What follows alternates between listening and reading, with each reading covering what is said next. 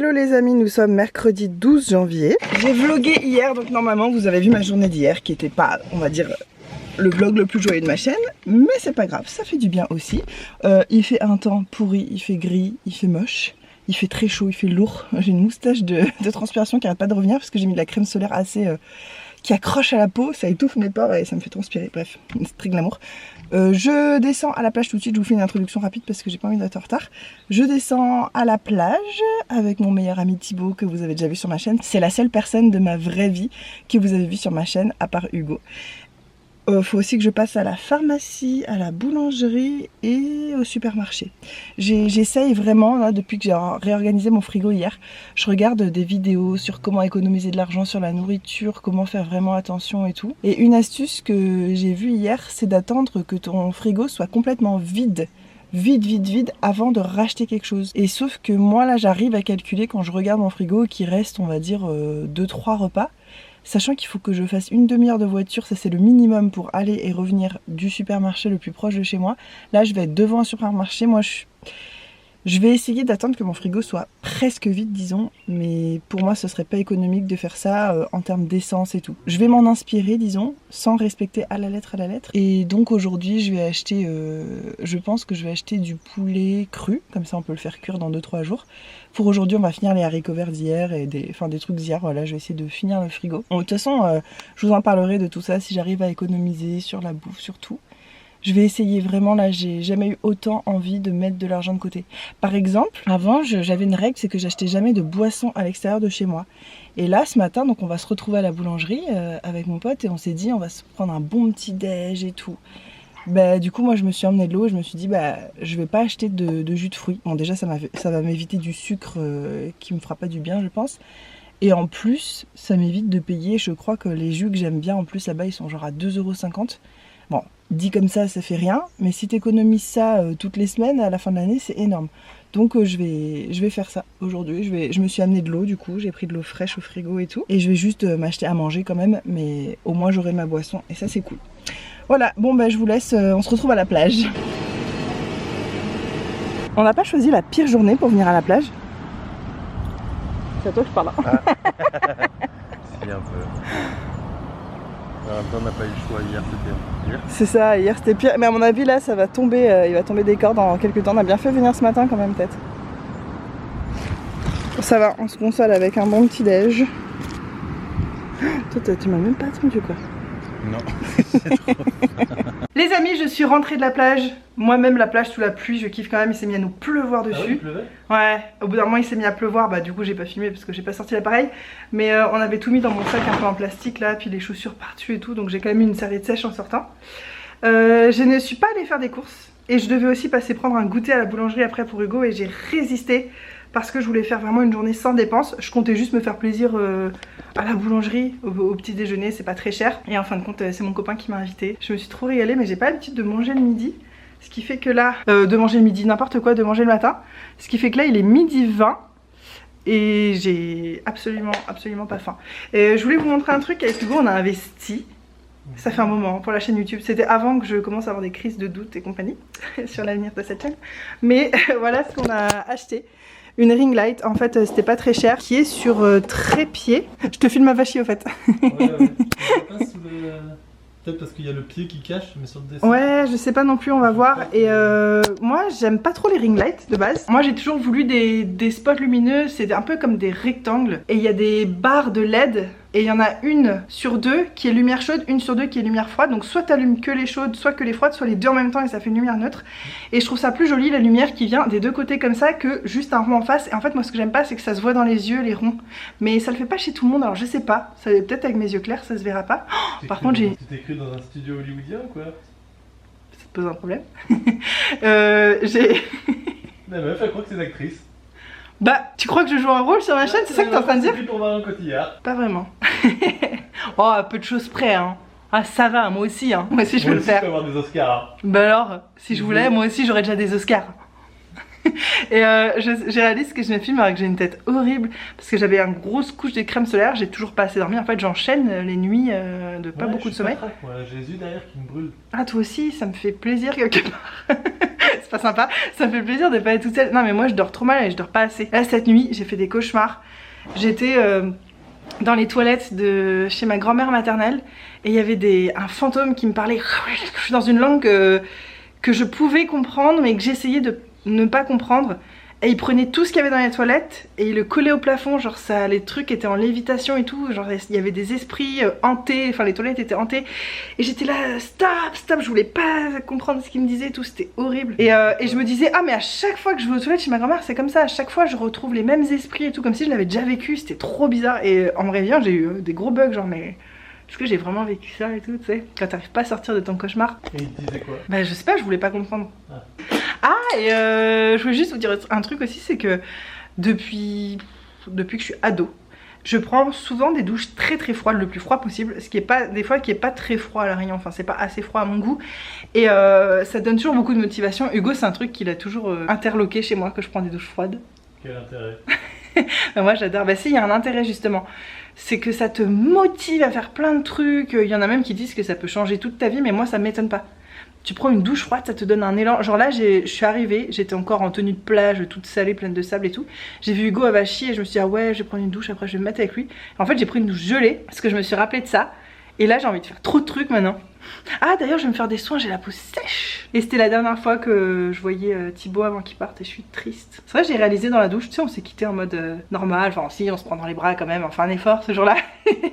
et tout. Mais je sais pas quand il va revenir et tout, je suis deg qu'il habite pas ici en fait. J'ai pas beaucoup d'amis dans la vie, ça me saoule qu'ils habitent tous loin. Ouais. Mais tous quoi. J'ai des anciens amis qui habitent à La Réunion, mais c'est plus des amis actuels, donc je sais pas, faudrait que je fasse l'effort de les revoir. Mais est-ce que j'ai envie? La vie, tout simplement. La plus belle chose au monde, je dirais même. Tu parles de moi? Oui, je parle de toi. Chut, ne l'écoute pas, c'est de toi que je parle. Tu chuchotes à propos de moi? J'ai vraiment une tête horrible aujourd'hui. On va faire abstraction, ok? Je me suis assise dans ma salle de bain, ce qui fait que j'ai plus de miroir parce que la porte miroir est là et vous êtes dans mon placard. Je vais faire des soins, ça fait longtemps que j'ai pas fait des soins un peu plus poussés. Et en fait, à force de mettre de la crème solaire tous les jours, ben forcément ma peau elle s'encrasse. Là j'ai pas bouché, puis comme je dors pas beaucoup en ce moment, d'ailleurs ça se voit tellement à ma tête, je trouve que j'ai pas une très belle peau, donc je vais essayer de... Bon, c'est pas en une après-midi de soins que tu changes le truc, mais tu peux au moins améliorer. Oh, c'est quoi? J'ai pas envie de refaire. Oh là là, mais on dirait que je fais exprès. Je veux pas faire un truc décent. Je mets jamais ça là, et pourtant j'aimerais bien que le masque aille pas dans mes cheveux, donc ça pourrait être sympa. J'ai l'impression que je vais faire un cours de gym dans les années 80. Toutou youtou, wouhou, on a la pêche. J'étais sur Facebook, ça m'énerve en fait, je peux pas m'empêcher des fois je tombe sur des sujets, des débats, des trucs, et je peux pas m'empêcher de participer de temps en temps. Là c'était sûrement le sujet qui me touche le plus, c'était sur une page australienne, et ça me choque en 2022 de lire autant de trucs comme ça. Le sujet c'était est-ce que les parents ont raison de donner une claque à leurs enfants, ou est-ce que les parents, je sais plus comment c'était formulé, en gros ont le droit d'être physiquement violents avec leurs enfants. Voilà, toute proportion gardée, oui, pour moi de la violence c'est de la violence, hein. Petite violence, grande violence, c'est de la violence. Ah, j'ouvre ce pot de masque à l'argile de chez Antipode, c'est le Halo. Je vais vous faire une vidéo sur tous les produits Antipode que j'ai testés. C'est prévu depuis extrêmement longtemps, j'ai toujours pas testé tout ce que j'ai, donc j'ai envie de faire la vidéo la plus complète possible. Il y a des produits que j'ai terminés depuis longtemps, que j'ai jetés quand j'étais encore en Australie, mais j'avais pris des notes. Ce pinceau perd des touffes de poils. C'est mon pinceau que j'ai payé 1 € de chez ELF. C'est vraiment juste pour étaler les masques. Ma peau est propre parce que je l'ai lavé dans la douche. Et ce masque, en fait, le problème, c'est que je l'ai déjà eu et il sèche extrêmement vite. Donc là, je l'ouvre aujourd'hui. Je vais en faire vraiment toutes les semaines. Parce que l'autre fois, il a séché, mais genre au bout d'1 mois et demi, je l'ai réouvert, il était séché alors qu'il est censé durer... Mince, j'ai pas le truc. Il me semble que c'est au moins 6 mois normalement. Bref. Je me sers du retour écran comme miroir, donc ça va être très approximatif. Ouais, le sujet c'était ça, et j'étais choquée. Sur 4300 personnes, il y avait 4200 personnes qui pensaient que c'était ok de taper leurs enfants. Et j'ai lu les commentaires, Et ça m'a fait perdre foi en l'humanité. Là en vrai j'étais hyper contente et tout, j'aurais pas dû regarder ça parce que j'ai regardé un peu les commentaires et tout, j'ai pas pu m'empêcher moi-même d'en mettre et de commenter certains trucs. J'étais contente de voir qu'il y avait des gens, et pas les gens qu'on pourrait s'imaginer, il y avait des hommes, d'après les photos de profil Facebook, hein, je suis pas allée fouiller et tout, mais des hommes qui avaient l'air d'avoir, je dirais, la cinquantaine, qui disaient, qui comprenaient pas comment c'est... Désolée parce que c'était en anglais, donc c'est pour ça que je mets un peu de temps à formuler mes idées. Il disait, vous dites tous, oh ça m'a jamais fait de mal de me recevoir une claque et tout. Il dit, mais en fait vous êtes complètement détruit dans votre cerveau pour penser que frapper un enfant c'est ok. Rien que le fait de penser ça prouve que non, si ça vous a fait du mal, en fait ça a eu un impact sur vous, le fait qu'on vous frappe, vous trouvez ça normal quoi. Et bon, il y a tellement de choses derrière ça, il y a tellement de choses que j'aurais envie d'en dire, mais effectivement, frapper un enfant, il y a assez de recherches scientifiques maintenant, c'est-à-dire que... je sais même pas par où commencer tellement que j'ai de choses à dire. Bon, en même temps, ça paraît évident, j'imagine que si vous êtes là, bon, vous savez, moi, l'éducation non violente, ça me paraît évident. Et en fait, je lisais dans les commentaires ce truc hyper débile de penser que ne pas frapper un enfant, c'est ne pas lui donner de limites. Non mais... les gens qui donnent pas de limites à leurs enfants, qui leur disent jamais non, qui les laissent faire tout ce qu'ils veulent et tout, c'est pas de l'éducation bienveillante ça. Ça c'est de l'éducation démissionnaire, c'est quand t'as la flemme et tu éduques pas ton enfant en fait, tu le laisses... Et après on associe ça à la non-violence, mais si pour moi c'est une forme de violence, de pas éduquer ton enfant, de le laisser livrer à lui-même, c'est une forme de violence parce que tu lui donnes pas les armes dans la vie dont il va avoir besoin après dans la société et tout. Bref. Donc il y a une différence entre mettre des limites à son enfant, mais dans le respect en fait de l'être humain. Et ça me faisait plaisir de voir qu'il y avait des hommes comme ça qui disaient ça. Et pourquoi je dis que c'est pas la cible à laquelle je m'attends, c'est parce que donc en Australie ils sont un peu plus en retard que nous sur certains sujets je trouve, et ça en fait partie, vraiment. Il y avait qu'à voir les commentaires et le nombre de likes, de dislikes et tout. En France la violence physique envers son enfant est interdite par la loi maintenant depuis juillet... C'était quand 2020, 2019, enfin je sais pas, bon c'est quand même relativement récent. Mais parce qu'il y en a, ils font pas la différence. Tu frappes un peu, beaucoup. Comment tu peux savoir... J'allais dire passionnément. Comment tu peux savoir en fait où est-ce qu'il faut s'arrêter? Vaut mieux que ce soit interdit complètement pour tout le monde et on sait qu'il y aura pas de problème. Puis de toute façon, même une petite tape symbolique, ça fait beaucoup de dégâts psychologiquement. Donc même frapper pas fort, ça devrait être pas autorisé. Et donc ils sont un peu plus rustres que nous. Et de voir que c'était des gens d'une ancienne génération comme ça, qui ont sûrement eux-mêmes été élevés avec des claques pour beaucoup je pense. Et c'est vrai qu'en Australie c'est plutôt les femmes qui élèvent les enfants. Alors c'est très... c'est très arriéré ce que je suis en train de dire, mais c'est une vérité en fait. En Australie, je sais plus à combien de femmes au foyer par rapport au nombre d'hommes au foyer, c'est assez impressionnant. Bon je pense qu'en France il y a beaucoup de femmes aussi, mais j'ai l'impression que c'est encore plus marqué en Australie quoi. Attendez, je suis désolée, je me mets là juste pour voir si j'en ai vraiment mis partout. Et comme l'opinion publique générale c'était de dire oui, frappons nos enfants pour leur apprendre les bonnes manières, il y avait peu de gens qui ont osé donner des commentaires pour dire qu'ils n'étaient pas d'accord avec ça. Et moi je les ai tous likés et pour encourager j'ai mis moi ma contribution aussi. Moi j'ai dit que... En fait moi j'ai dit juste que j'étais choquée de voir à quel point des gens pensent que frapper un enfant lui apprend quelque chose. Teach, tu vois, lui teach something. Comme si tu apprends quelque chose. J'ai dit la seule chose... Oh merde, j'étais en train de laver mon pinceau, regardez ça. Oh non. RIP petit pinceau, repose en paix. Tu m'auras pas beaucoup servi. Bon les pinceaux en euros de chez ELF, voilà. Vous en avez une bonne idée, bah, je vais le jeter à la poubelle, super. Oui donc je disais, j'étais choquée de voir que des gens pensaient que frapper un enfant lui apprenait quelque chose. J'ai dit la seule chose que ça apprend, c'est que c'est ok de frapper quelqu'un pour obtenir quelque chose qu'on veut. Toi t'arrives pas à obtenir de ton enfant qu'il fasse ci, qu'il t'écoute ou quoi, donc tu le frappes. Ah donc l'enfant qu'est-ce qu'il se dit? Bah ah bon, on peut frapper quand on n'arrive pas à obtenir ce qu'on veut, voilà. Et c'est ça. C'est tout ce que tu crées, ça, plus le fait que ton enfant perd confiance en toi avec le long terme. Je pense pas que vous allez avoir la même relation s'il perd confiance en toi. Bref, de toute façon, j'aurais trop de choses à dire. Je sais qu'il y aura des gens pas d'accord, mais franchement, s'il vous plaît, là, lisez les recherches scientifiques récentes sur l'éducation, sur le sujet. Frapper un enfant ne fait rien de bon. Rien. Ni sur le court terme, ni sur le long terme, ni pour les parents, ni pour les enfants, pour personne. C'est la merde. Et ça me fait rire parce que il y avait des dames, des madames, vu leur âge je pense, qui disaient oui mais la génération d'enfants actuels, ils sont hyper mal élevés, donc faudrait revenir à des valeurs plus anciennes, machin. Enfin ils étaient pour la violence physique à fond et je leur ai dit ouais enfin ces enfants actuellement ils ont été élevés par la génération que vous avez élevée. Donc c'est qui a foiré en fait dans l'histoire. Peut-être qu'à force d'être frappé, tu sais plus comment faire en fait pour... aimer ton enfant normalement, correctement. Bref, moi je pense que violenter son enfant lui apprend la violence, aimer son enfant lui apprend l'amour. Et on va me dire que oui, parfois on peut frapper son enfant mais l'aimer quand même. Ouais, mais tu lui apprends quoi en fait? Que l'amour et les coups ça va ensemble? Après on voit le nombre de femmes tuées chaque année sous les coups de leur conjoint, le nombre de personnes qui restent dans des relations toxiques et violentes. Mais pourquoi? Parce que depuis tout petit ils se sont dit que l'amour et la violence ça allait ensemble, que ce soit la violence physique et morale. Il y a un moment il faut se remettre en question aussi quoi. Il y a des problèmes dans notre société mais ça vient pas d'aujourd'hui, ça vient pas de l'éducation bienveillante. Faut arrêter de...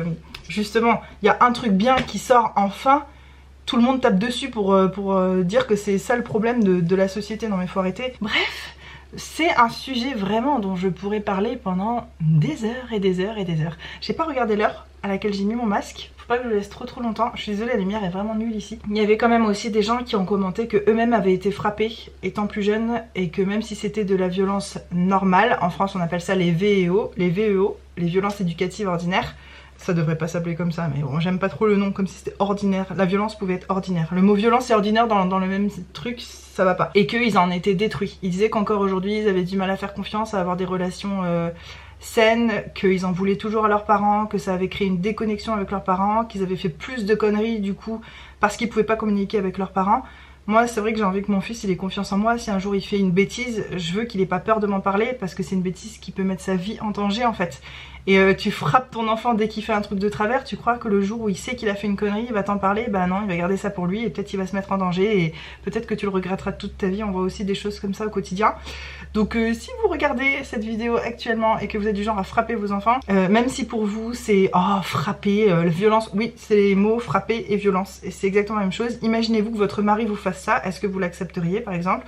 Ou votre femme ou votre, je sais pas qui me regarde actuellement, mais en gros ce que vous n'accepteriez pas de votre conjoint, ne le faites pas subir à vos enfants. Apprenez-leur qu'ils sont censés ne pas recevoir de violence et ne pas en faire. Là vous leur faites tout l'inverse. Et si ma parole à moi ne suffit pas, ce que je peux comprendre, on se connaît pas, vous connaissez pas mon parcours professionnel et vous savez pas dans quoi je suis formée, etc. Et ben allez lire les dernières recherches sur l'éducation et sur ce sujet-là. Pour moi c'est tellement important. Je suis contente que la loi ait bougé, que maintenant ce soit interdit. Maintenant c'est les mentalités qui vont devoir changer aussi. Et puis ça me fait rire quoi, toute cette génération qui ont été frappés quand ils étaient petits. Est-ce que ça veut dire qu'ils ont aucun, quand tu les écoutes, ils ont pas de problème dans leur tête, ils ont très bien vécu, ils sont heureux comme ça? Permets-moi d'en douter quand on regarde le monde actuel. Bref, je parle un peu trop souvent de trucs peut-être un peu lourds.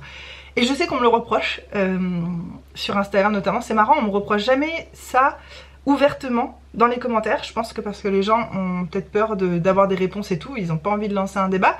Mais en même temps, si vous assumez vos opinions, bah dites-le en commentaire et voilà, faisons un débat, c'est pas grave.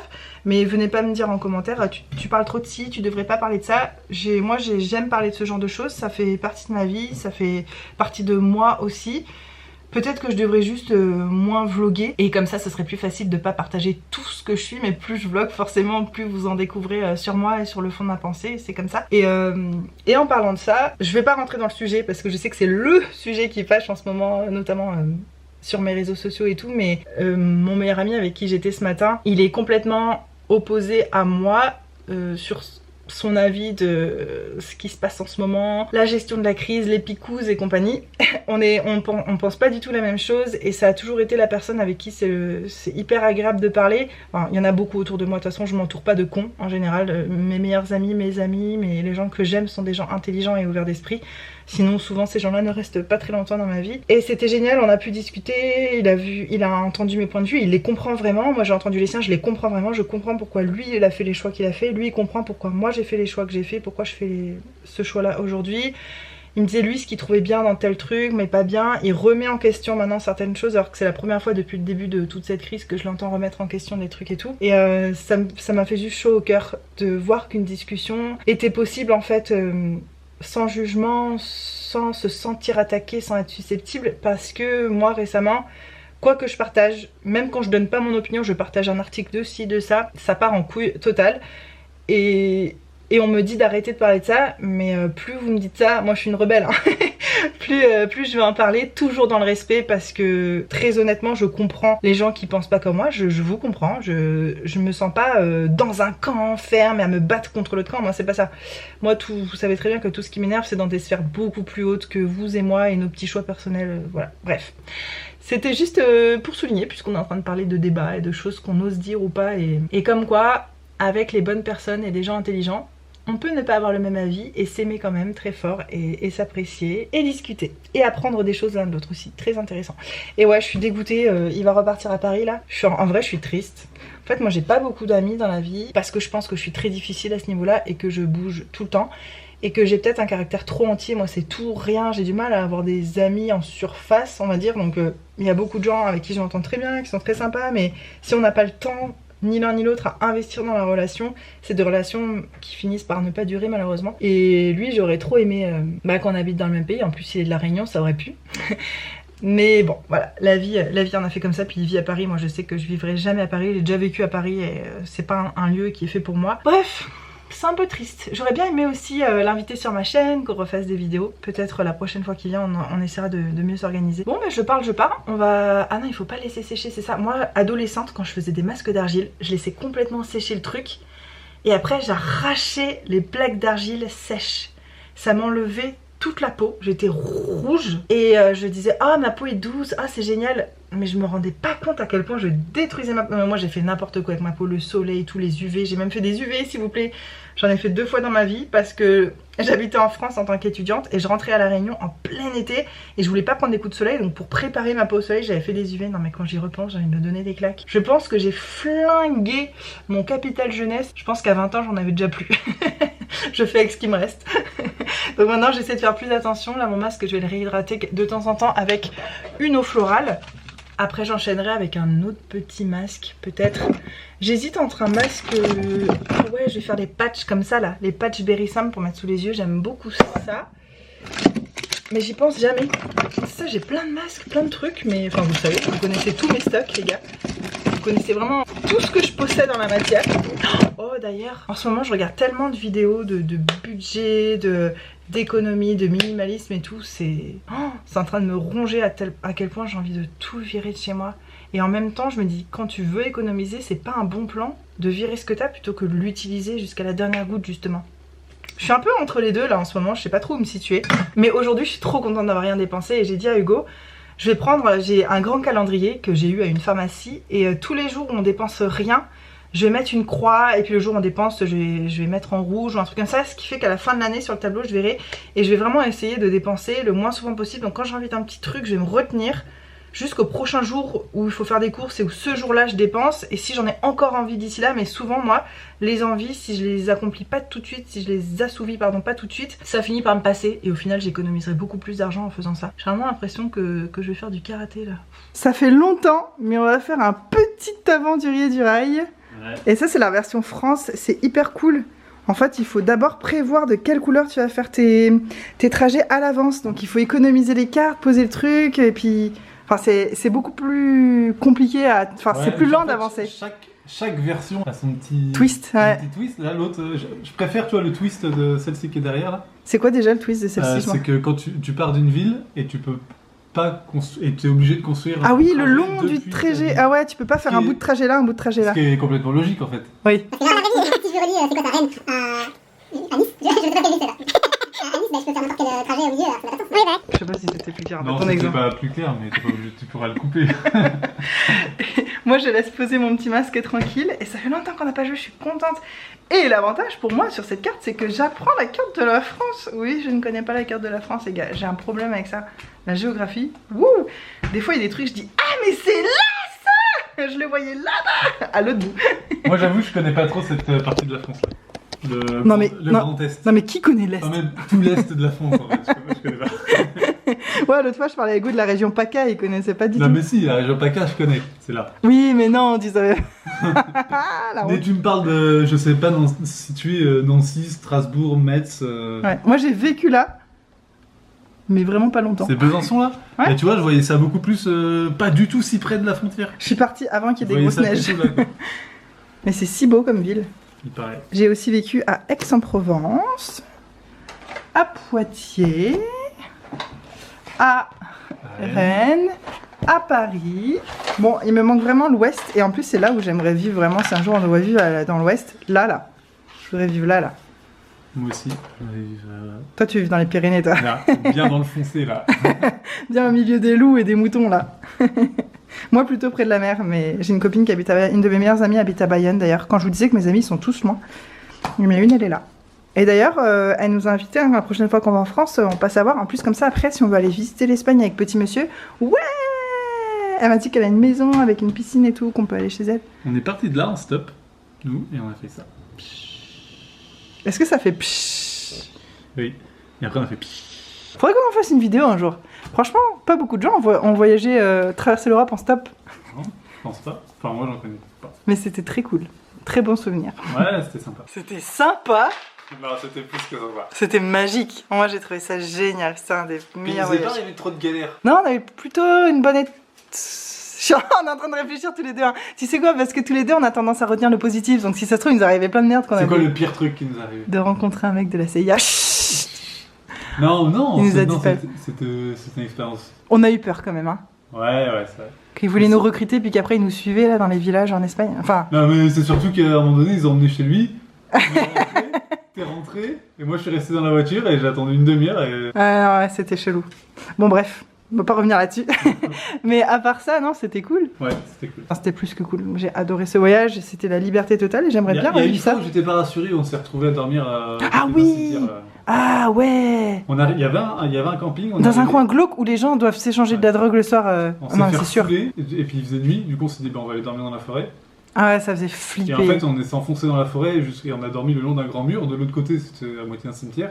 Et de l'autre côté, où on a déballé la tente, il y avait des capotes usagées. Ah, c'était affreux. J'étais pas rassuré là. Non, moi non plus, j'avais peur. Mais on a vécu de très belles expériences à part ça. Et puis peut-être qu'on a eu des galères, mais on va s'en rappeler au fur et à mesure. Puis un jour, on vous fera une vidéo sur le sujet peut-être. Bon, j'ai tellement de vidéos que j'ai dit que j'allais faire et qui sont en retard. Oh, je dois en avoir, j'allais dire, une liste longue comme le bras. Ah, mais en plus, mon bras est vraiment long. Ça en fait beaucoup, je peux en écrire combien là? 50? Au moins? Bon, allez. Je me souviens plus des règles. Distribue les cartes que je t'éclate. Bon, pendant qu'Hugo installe, moi, je réhydrate mon masque. Sent bon ce truc. Mais c'est pas... C'est pas le truc original qu'il y a dessus, j'ai mis une autre eau à l'intérieur parce que celle-ci d'origine elle puait de ouf. Voilà ce que je garde pour l'instant. Espérons que j'arrive à tout faire. Qu'est-ce que tu nous concoctes? J'ai pas le visage rouge là déjà du masque, je crois que j'ai laissé un peu trop longtemps. Ouais, t'es un peu rouge, ouais. Mais j'ai la peau douce. Et là je vais faire un petit masque, je vais pas dire à quoi ça me fait penser mais c'est bien dégueu. Oh ça sent bon par contre. Alors, c'est le petit masque Olay Magné Masque. Ah mais ça quand c'est sorti, j'y étais en Australie au rayon, enfin bref, je travaillais dans une parapharmacie quand c'est sorti. C'est des masques hydratants. Et ça a fait une folie, mais genre c'était hors de prix. Je trouvais que c'était cher. Ah, c'est un truc comme ça que tu te mets. Oui, et ça, je peux pas faire ça quand il y a notre fils, il va avoir trop peur. Ah ouais. Ah, faudrait que j'essaye. La mauvaise mère. Moi qui parlais tout à l'heure dans la salle de bain de pourquoi faut pas taper son enfant, selon moi. Et Il y a encore des gens qui se posent cette question, pourquoi faut pas taper son enfant? Mais tu rigoles, Hugo? Justement. Ah ouais, tu vois, c'est fou. Tu vois, toi, ça te paraît comme moi, évident qu'on tape pas son enfant. Je regardais là une page australienne, tu sais, sur Facebook. Ouais. Qui disait est-ce qu'on devrait être autorisé à taper les enfants ou est-ce que les parents ont raison de taper leurs enfants et tout. Je vois que les services sont arrivés par rapport à ça. Il y a genre 4200 personnes qui disent oui, ça je me fais mal, tu sais ça. Et il y a que 100 personnes ou 200 personnes qui ont dit non, faut pas faire ça. C'est fou ça. C'est incroyable, je suis choquée. Franchement, j'ai l'impression que j'ai fait n'importe quoi. Mais il est hyper mal mis. Mais attends, sans miroir, c'est